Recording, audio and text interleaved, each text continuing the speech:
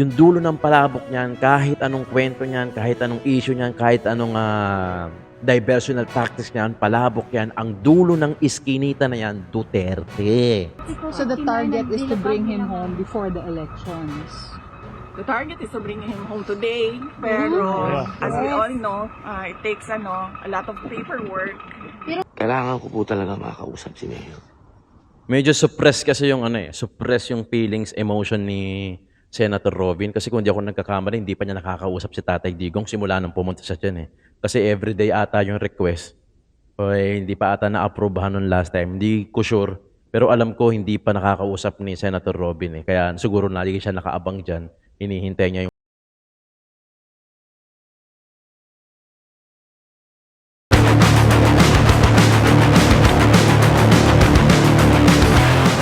Alright, what's up mga kayon? Welcome back pa rin syempre dito lang sa Joe Malone TV para sa programa natin na Issue ng Bayan. Nating pag-usapan today is March 20, araw ng Huwebes, Thursday dito sa Pilipinas. Kaya naman magandang umaga, hapon o gabi sa inyong lahat. Maraming salamat sa lahat ng mga viewers natin, local man o sa ibang bansa, OFW. Thank you so much sa pagtangkilik at pagsubaybay. At higit sa lahat, pakikinig dahil dito sa mga update, mga pangyayari, mga issue dito sa Pilipinas na kailangan natin malaman, pag-usapan at higit sa lahat, bosesan.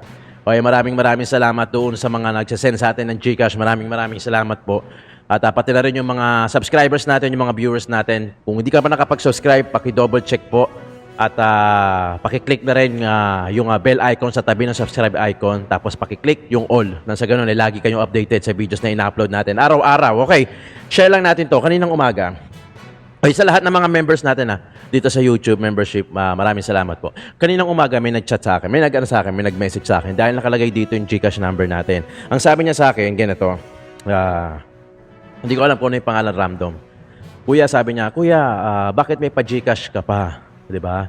Hindi ka ba nakukontento sa kinikita mo? Huwag naman abuso. Okay, so ganon. Yun ang sinabi niya sa akin Okay, kasi ganito yan. Okay, sabi niya, kung hindi pa ba sapat yung kinikita mo, huwag sanang abuso. So ganon. Nireplyan ko siya, pero hindi para magalit. Okay, nireplyan ko siya para sabihin natin kung bakit merong GCash number dyan. Okay, unang-una, hindi naman sapilitan yan. Kung gusto lang mag-share ng blessing ng iba, di okay lang. Kung wala naman, wala problema, di ba? Yung regarding naman sa kita, hindi sapat yung kita talaga Marami lang yung views, di ba? Marami lang yung views, pero hindi ibig sabihin, marami yung kita.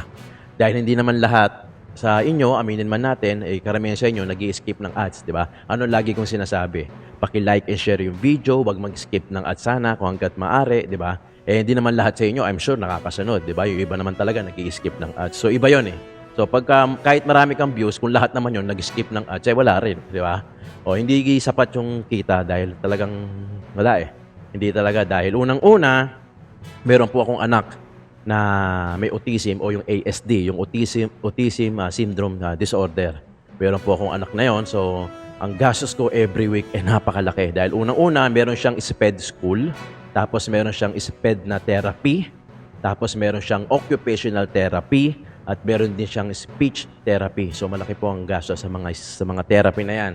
Sa isang linggo, parang nakaka-4 o 5 beses, maliban pa yung eskwelahan ang ginagawa. Kasi kailangan namin habulin, ayon sa DepEd niya, habulin yung mga taon na nawala na hindi naka-adapt doon sa edad niya. So yun. At higit sa lahat, nung last week, medyo marami din naman yung nag-send sa akin ng GCash. Hindi lang ako yung nakinabang. Dinala ko to sa simbahan, yung sa church namin dahil I'm a born-again Christian. Yung iba binigyan ko ng pabasahe, yung mga may edad na, yung mga alam kong umaaten na magugulat ka. May iba pa doon naglalakad lang, makapunta lang ng church. Malayo yung nilalakad. Pero yun hindi ko binigyan. Kasi medyo malakas-lakas pa yun Naglalakad siya, papunta sa church, hindi ko siya binigyan. Dahil ang akin, pag binigyan ko kasi to, baka mamaya umabuso, pumunta na siya sa church dahil sa binibigay. Hindi dahil sa gusto niyang mag-church, mag-service, di ba? So, hindi ko muna siya binigyan. Hinihintay ko mapatunayan talaga na talagang pumupunta siya dahil gusto niyang mag-serve, hindi dahil sa mga pamasahe na libre. Pero merong isang matanda doon, si Tatay Rudy. Matanda na siguro, mga nasa 70 o 80 plus na. Yun yung binibigyan ko. Saka yung yung isang pamilya doon na dalawang anak, binibigyan namin ng asawa ko dahil hindi sapat yung sinasahod niya. Biriin mo, sa Laguna sila umuwi. Tapos ang church nasa QC, sa Maginhawa. Biriin mo yun, babiyahihin nila yung kasama yung mga anak niya. 20 mil lang ang sahod niya kada buwan. So, binaabotan natin yun. Hindi naman malaki. Malitli. Maro lang din. Yung saktong lang. So, doon ko sinashare yung blessing na nakukuha natin sa inyo. So, since na, ang nakakaano lang doon, ang nakakaano lang doon sa word niya ay yung abuso. Hindi ako mabuso. Di ba? Hindi ako mabuso. Kasi alam niyo bakit? Nasa Bible kasi yan, kailangan magpaka-humble ka. Hindi ko naman siya pinahiya. Sinabi ko lang yung dahilan ko.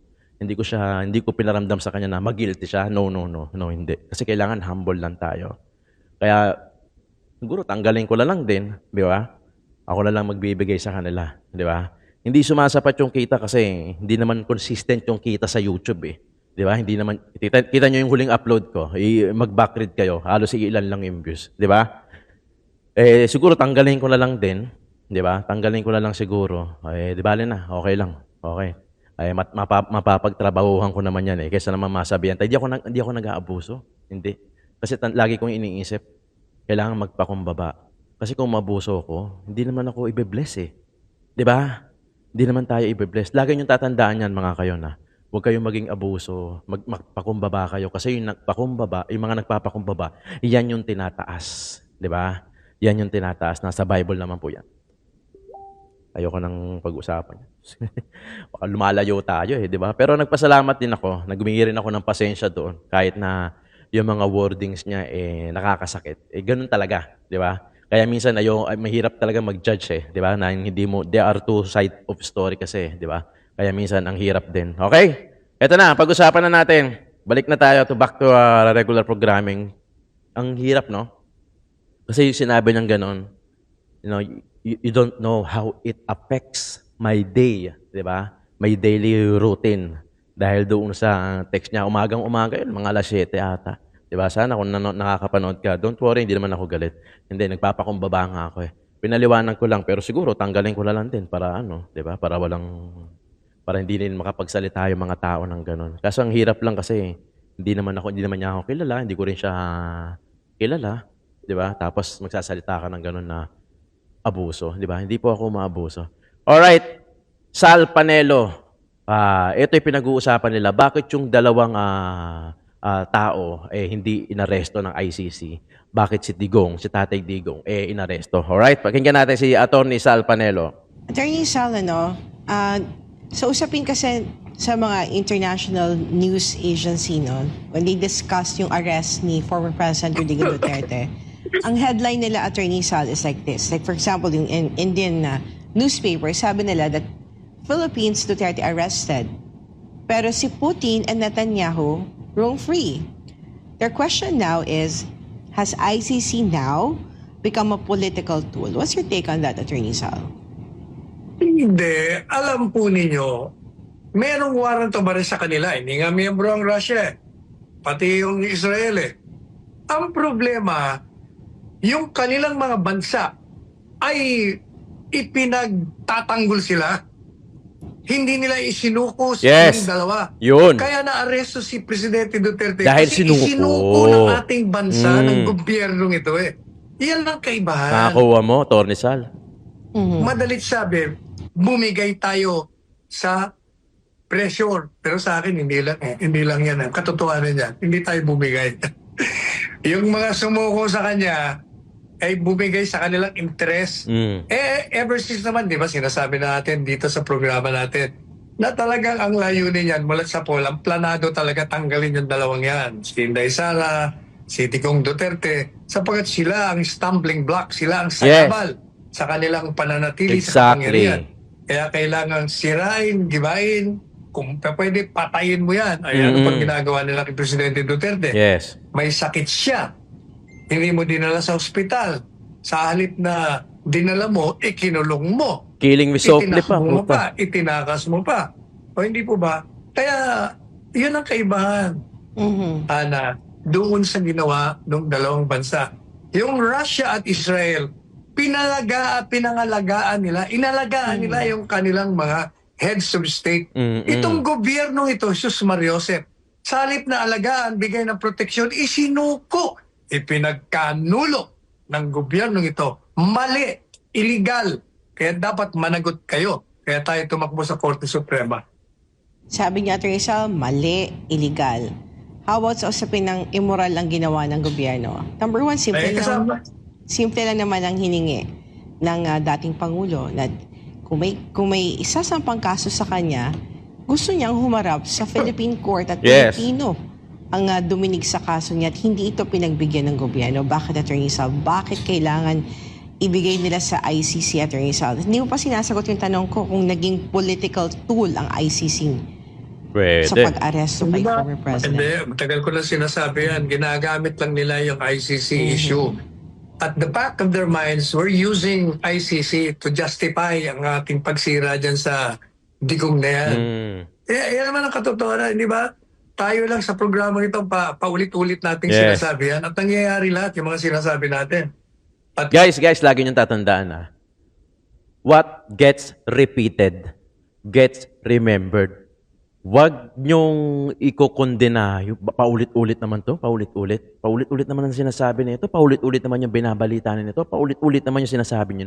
What gets repeated gets remembered. Di ba pag nagme-memorize tayo, paulit-ulit natin binibigkas, iniisip, sinasabi, di ba? Kaya kung minsan meron akong mga sinasabi na paulit-ulit lang din. For us to understand, kasi hindi lang naman kayo yung viewers ko eh. May mga bago tayong viewers na pumapasok na ngayon lang nila magigets, hopefully ngayon lang, di ba? So ganun din to. Ganun din dito yung kay Duterte. Lagi ko sinasabi to, palabok yan. Palabok yan. Yung dulo ng palabok niyan, kahit anong kwento niyan, kahit anong issue niyan, kahit anong diversional tactics niyan, palabok yan. Ang dulo ng iskinita na yan, Duterte. Kasi Duterte lang talaga yung nakaharang sa kanila. Isang makitid na iskinita, ang dulo, dalawang Duterte, si BP at pati na rin si Tatay Digong. So hindi sila makadaan kasi merong dalawang Duterte na nakaharang. Di yung ba? ginagawa ngayon ng ating mga kababayan, dadami pa yan. Delikado na tong Actually, ang hirap, no? Ang hirap for us, political vlogger, especially mga DDS vlogger, baka mamaya may nakamatsyag na dyan, may nakabantay na dyan, onti naghihintay lang ng maling salita na manggagaling sa amin, tapos. 'Di ba? Ang hirap, 'di ba? Ang hirap. Kaya minsan sana maintindihan niyo rin ako pag sinasabi ko na, gets niyo na yan.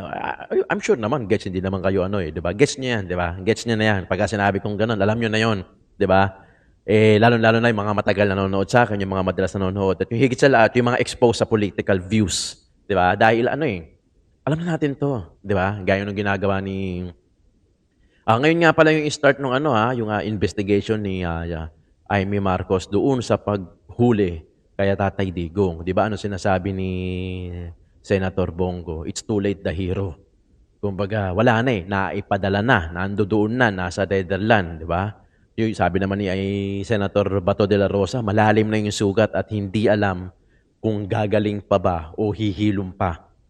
Those were the words na ginamit ni Senator Bongo at pati na rin ni Senator De La Rosa. At yun din yung nararamdaman natin. Masyadong malalim yung sugat for us to be healed. Diba? Masyado nang malalim. And the same realization, the fact na nandun na si Tatay Digong. And it's so hard na isipin, di ba? Wala naman tayong alam Di ba? Sila ang expert dyan. Tayo observer lang. Hindi ko alam kung masasabi ko pa sa inyo na makakauwi pa ba si Tatay Digong o kailan ba. Well, I'm sure makakauwi naman. Ang tanong lang, it's a matter of when, di ba? Kayo din naman, ganun, di ba? Unless may sasabihin sila came from them na, ganito. Although may naririnig tayo, kaso hindi pa ako sigurado kung totoo na sinasabi nila na by March 26, makakauwi na si Tatay Digong at makakapag-celebrate ng kanyang birthday sa Davao, di ba? Meron naman sinasabi si VP Sara dito na ayun nga na kumukuha siya ng mga may ni-interview siya ng mga lawyers na ICC based o yung mas sanay sa ICC, yung mga may experience sa ICC na mga kaso dahil si Attorney Roque parang i-release na dahil ang gustong lineup nila yung mga talagang merong experience sa ICC. Okay? Don't get me wrong don't get me wrong. Ito yung mga balita today. Ito yung mga update. Pakinggan muna natin si si VP Inday Sara, update doon sa The Hague, Netherlands. Kasi dumalo siya kay Tatay Digong at nakakapanayam siya ng mga supporters doon, saka siguro yung mga local media doon. Pakinggan natin si VP Inday Sara. Yes, so kanina doon while we were talking, biglang may dumating na letter. So apparently pwede palang magpadala ng letter sa loob. So marami sa ating mga kababayan ang gusto magpaabot sa kanya ng mensahe nila. Tinanong ko doon sa loob paanong nangyari na nakatanggap siya ng sulat galing sa isang Dutch couple dito sa The Hague. So i-address nyo lang daw sa kanila. Babasahin nila yung sulat ninyo kapag nakita nila na walang problema sa sulat. Nothing incriminating. Sila yung mag-check kung ano yung pwede at hindi. At kung So in short, babasahin muna nila. Pwede, ibibigay nila doon sa kanya. Ma'am, meron na po bang mga iba pang family members na pupunta po dito para kumibisita din po ang dating Pangulo? Pinag-usapan namin sa loob ni Pangulong Duterte. Sabi niya kasi wag na papuntahin dito yung mga kapatid ko. Kasi unmarried si President Duterte. So he's single. So ang next of kin niya is kaming mga anak. At sabi niya na wag na pumunta dito dahil wala naman daw silang gagawin dito unless gusto daw nilang sumama doon. Sumama. Pwede magtanong. Ay, pwede mo tanong, Bibi. Yes, ma'am. Opo. Paano sa ka makaano? Dili sa ka o muli na ka Pilipinas? Ako lang sang isahon ang mga abogado, imiting na ko sila. Magsabot ni kung unsay buhaton. Pagkahuman, kinahanglan ako muuli sa... Okay, salamat. Ma'am, madami po nagtatanong ng mga Pilipino kung pwede daw po makapagpadala ng pagkain sa loob. Yan ang hindi ko natanong sa loob. Murag di man pwede Baka siguro. pwede nilang tanungin, pero top of mind answer ko, ma'am, baka hindi yan sila pumayag kasi it's a security risk. The answer for whatever will happen to the former president inside the detention. Tuloy po yung pagiging mayor ni Oh, yes, yes. Dili pwede na ba Looking forward actually na mayor. Sure na yan, ma'am. Sure na yan, ma'am. Hindi pa naman ako mayor, so Panalo na yan, ma'am. So, hindi po yung maapektuhan yung kanyang candidacy of him being Sa mga tao. Sumbaga lagi ko. Oh, he's only an accused, and an accused is presumed innocent until Proven guilty. Yes. Lalo pa tayong malayo doon sa he's a convict. So the target is to bring him home before the elections. The target is to bring him home today, pero as we all know, it takes a lot of paperwork.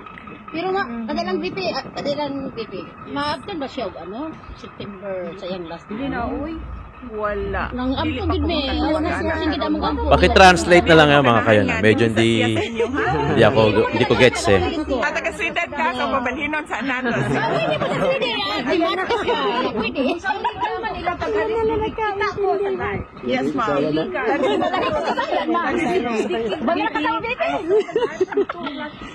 Until put him in the plane. Oo. Illegal now. Tinuod na siya, Nano ma'am. man, dikit naman na. So, why we Kidnap cannot, siya, ma'am. why we Tinuod na. cannot do the ICC that it's illegal in the Article 59 of accused ICC room statute. Opo, tinuod na So, siya, mano ma'am. man na, dili man na nila ikunan. We will bring that up in the proper time. Naatay video man, di kong file na mo. Oy, salamat. Salamat. Kay kinahanglan po na, namo, ma'am, kinahanglan Dako na na sa nga mga ebidensya. abogado. Ma'am, linawin ko lang po yung tungkol dun sa yung pagpunta-punta po niya sa clinic. Oo. Yung minomonitor po on a daily basis po ba, regularly, yung kanyang health? Kailangan po ba niyang lumipat sa clinic to be able to do that? Or pupuntahan po siya sa sarili niyang cell? Nandun siya sa hospital part ng detention facility. So, lahat sila doon, detainee patient. So meron po ba Patient detainee. So nandun pa po muna siya, hindi yung talagang nakaseparate siya. Nakarating po sa kanya yung medicine sa pinadala? Binigyan ng copy ng records ang mga doctors doon sa loob.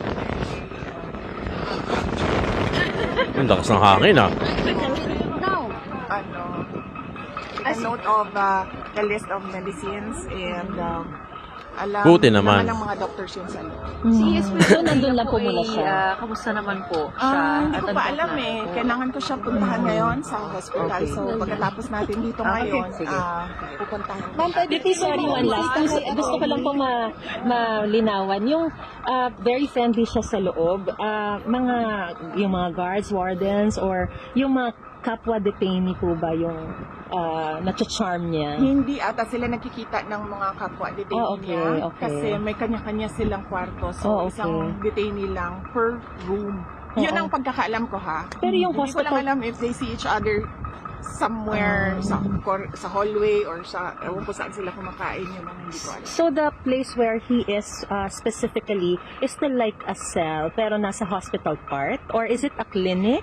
Or can you just describe it, ma'am? Hindi ko nakita.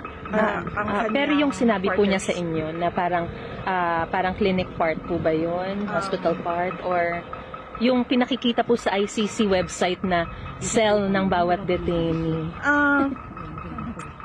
Ang sinabi niya sa akin,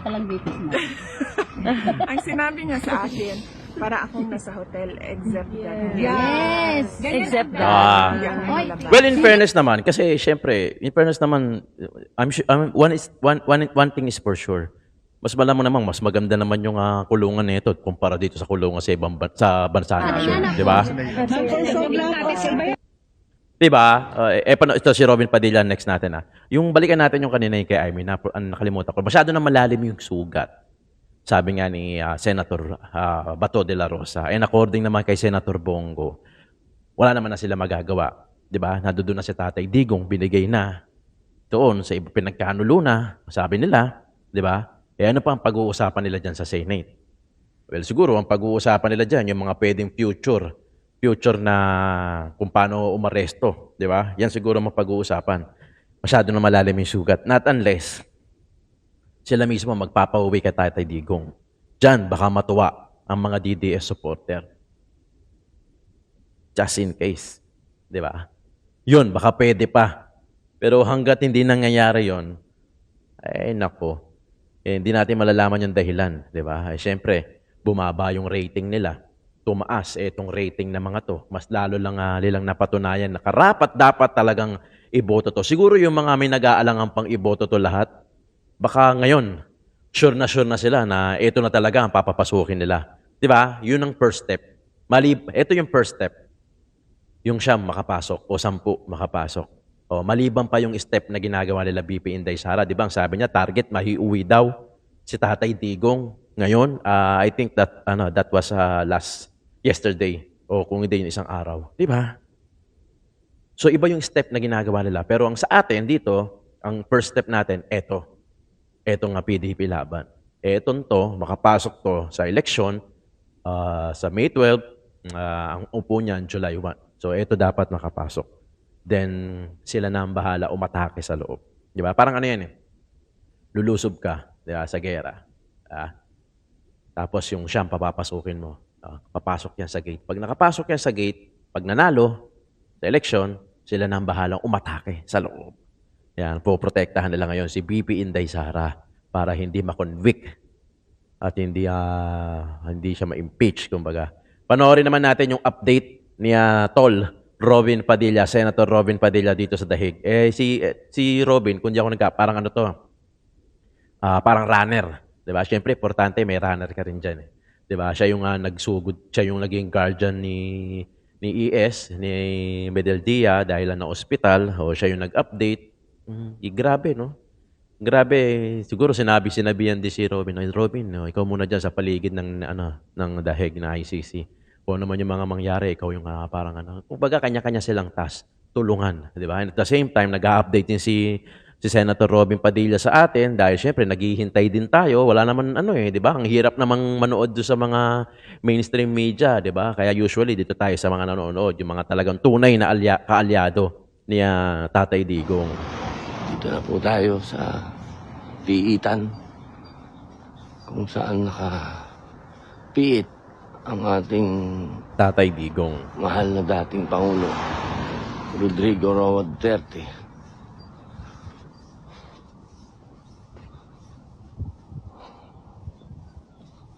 Ba, Maba na yung bigote ni Senator Robin eh.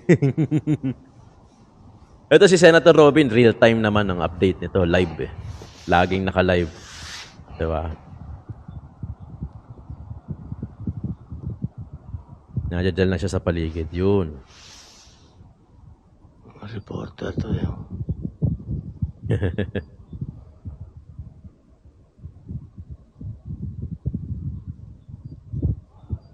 Pa-comment nga dyan sa baba kung sino yung mga nandiyan dyan sa Dahig, Netherlands. Kung may mga nanonood sa atin. Joe Malone TV po ha, pa-subscribe. Paki-double check kung nakasubscribe kayo. Pa-comment dyan. Shoutout sa inyo ha, yung mga OFW natin na nakasuporta, nag-aabang dyan kay Tatay Digong sa labas ng Hello, ICC. babe. Ay, Good pa-shoutout po. morning. Diyan. Good evening. Sa inyong lahat. Bismillahi wa salatu wa salamu ala rasulillahi. Assalamualaikum warahmatullah wabarakatuh. Ito po. Sa inyong lahat. Hello, babe. Kay Jenny Cabaluyot. Kay Ate Sheila Rose. Kay Jules Maravilla Serna. Kay Amari Ramilio, ayan, kay Irelin Arpedro, ayan, kay Rose Ann, kay Juday Sia, kay Hanita Mabang, sa inyo po, kay Nes Peggy, yan. Po tayo ngayon uli. Gaantay po tayo ng approval ng request natin. Kahapon po, gumawa na naman tayo ng bago. Lagi po tayong papasa ng request. Parang araw-araw ata eh. Tayo Parang po narinig ay ko. mapagbigyan na makausap po natin Yun. ang chairman ng PDP Laban. Si Tatay At Digong. ngayon po inaasahan natin na yung pinasa po namin kahapon Ma-approve. na ang date po ngayon 19, 20, 21, yan po ang mga date eh. Yung mga huli po kasing walang nangyari. Araw-araw, alam ko na araw-araw nagre-request para makadalaw eh. Parang ganun. Parang narinig ko sa interview. Mamaya po dadalawin natin sa ospital si CES. ES Salvador Migueldea. Titingnan po natin kung kamusta po yung kalagayan niya. Si Attorney Harry naman po ay kasalukuyan na namang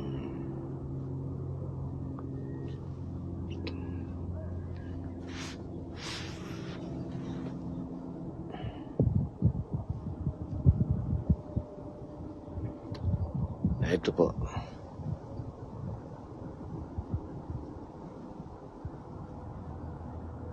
Tahimik ang buhay ng artista siguro dito pag pumunta sila sa Netherlands, no? Parang hindi masyadong, sobrang discreet ng mga tao din. Lamig. Pero may mga OFW din dyan, syempre. For Opo, sure yan. sabi ni Cynthia Jorio Balaram, sana ngayon po, magkita na kayo. Opo, kailangan po. Ito po kasing pagkakataon na ito, napakabigat pong pagkakataon. Una, siyempre, naipaliwanag ko na po sa mga una nating post, yung patungkol po sa, siyempre, ba't nandito? Hindi naman dapat sana nandito. Hindi naman tayong naglilitis sa Pilipinas. Kung saan tayo ang boss. Dito, hindi tayo boss. Ang hirap po dito. Makiusap, siyempre. Kulungan nila to eh. Oo, ikaw ang susunod sa kanila. Maayos naman po ang touring nila. Kahapon, napakaganda po ng kanilang emergency services na pinakita kay ES. Napaka-professional po nila. Ganon din po sa kanilang ospital. Maayos po yung mga Dutch. Maayos kumpara yan dito. Dito talaga. Ang tanong natin, bakit na tayo nandito? Ano po yung tanong. Ngayon, kailangan ko makausap po talaga ang Pangulo dahil bilang ako naman po ang Pangulo ng PDP Laban, kailangan po ako makakuha sa kanya ng guidance Dahil nasa kalagitnaan po tayo ng kampanya. Yung aming pong chairman ay nakakulong sa ibang bansa. Nandito nga po po. sa kulungan ng mga banyaga.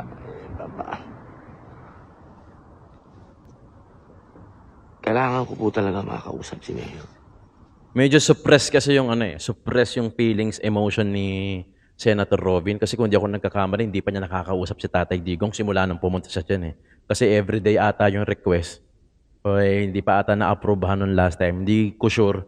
Pero alam ko hindi pa nakakausap ni Senator Robin eh. Kaya siguro lagi siya nakaabang dyan. Hinihintay niya yung ma-approve yung request. Di ba? Sana po mapagbigyan po tayo ngayon. Hmm.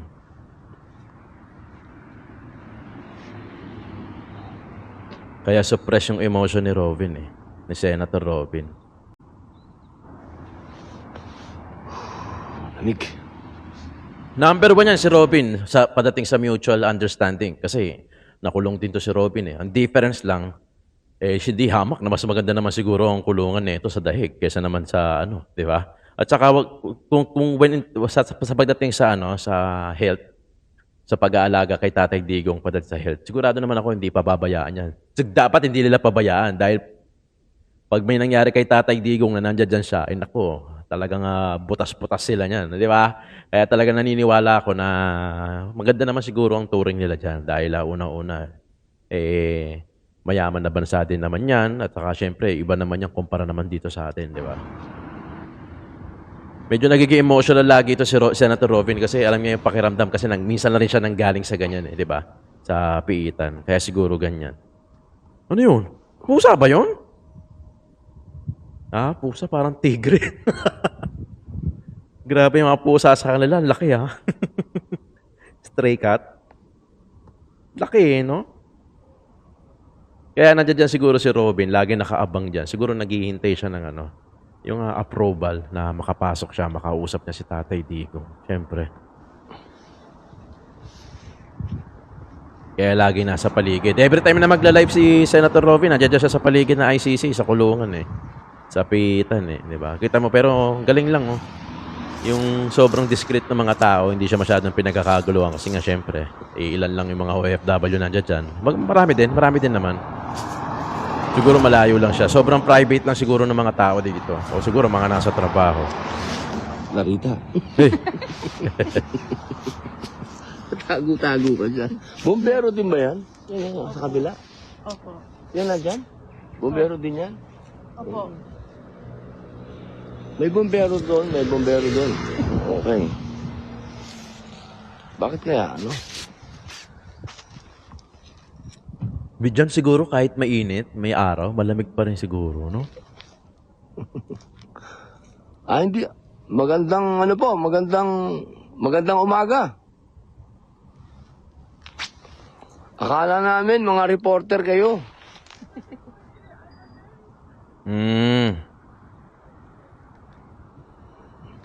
Kasi laging nandyan yung mga reporter Taka, baka may bisikleta po. Diyan, ako po lalapit. Dito po tayo. Naka-live po ako. Baka magulat po kayo. Shout out to my husband. He's in Amsterdam right now. Si Clarita, kaibigan ko. Clarita. Magkasama kami. Oh, nice. Reporter ka nga. Ay, kasama mo nga sila. Ayan. I'm a staff nurse po sa London. Pwede pong mag-selfie, sir? Mr. Senator. No, diba? Finally, I'm so happy now. I am very satisfied. Salamat. Yung ticket. Ano pangalan mo? I'm Karil po. Galing po akong General Santos City. Tapos nag-work po ako sa London. Galing ka London ngayon? Opo. We were here since, ano ba yun? Monday. Aba, salamat. Mga sumusuporta kay Tatay Digong. Ganun kadami yung nagmamahal kay Tatay Digong. Shoutout sa inyong lahat dyan. Hindi naman namin kaya to di ba? Nang ilan lang kami, o ilan lang sila. Tayo naman, taga-balita lang. Although nagsusuporta tayo. Pero syempre, yung mga lumalabas sa kalye, yung mga lumalabas sobrang effort nun. Kaya shoutout sa lahat ng mga sumusuporta. Meron na naman Sa March 28 ba? Para motorcade, March 28 ba o 23? Sa Marilake, yung mga riders, suporta kay Tatay Digong. So meron na naman. Nakakalungkot lang dito kasi, gaya ng sinabi ko sa huling post ko, na parang ini-snub na lang tayo ng gobyerno doon sa mga peace rally, sa mga rally na ginagawa patungkol kay Tatay Digong, yung mga suportang ginagawa. Tila ba ini-snub na lang tayo. At marami ang gustong patahimikin, gustong intimidate, 'di ba? Kaya talagang nakakatakot din o nakakaano din magsalita sa mga ginagawa namin. Pero syempre patuloy pa rin ang pagsuporta natin. Ganun talaga. Hindi talaga araw-araw sinigang ang ulam, kumbaga. Hindi araw-araw adobo ang ulam, 'di ba? Sana lagi kayong nakasuporta sa atin. Yung lang yung update sa dahig muna. Wala pang nangyayari, wala pang maliban sa ngayong araw na to, yung pinag-uusapan nila yung sa Senate, yung kay Aimee Marcos na kung paano, kung pinag-uusapan nila yung kung meron ba nilabag doon sa pag-arrest kay Tatay Digong. So yan yung pinag-uusapan nila. Pero the damage has been done, kumbaga. Nandoon na si Tatay Digong, not knowing kung kailan makakabalik. Alam mo yun? Not knowing kung may pag-asa o kailan makakabalik, only God knows. Kaya nga ang panawagan natin, magdasal dahil walang imposible sa Panginoon. Baka magulat tayo one day, ang good news, pasakay na sila ng eroplano pabalik sa Pilipinas. Naniniwala ako dyan. No? God can do me. God moves in a mysterious way. Ganun talaga. Kailangan lang natin malalangin. I'm sure marami na nalalangin dahil marami nagmamahal kay Tatay Digong. Ang nakakapagod, nakakasuya lang, talagang merong, alam mo kung sino yung gumagawa ng mabuti, kung sino yung mahal ng, obvious naman di ba? Obvious naman. Na? Sila pa yung nalilitis at sila pa yung pinag-iinitan, di ba? Joe Malone TV po, hanggang sa muli. Maraming salamat. Issue ng bayan nating pag-usapan.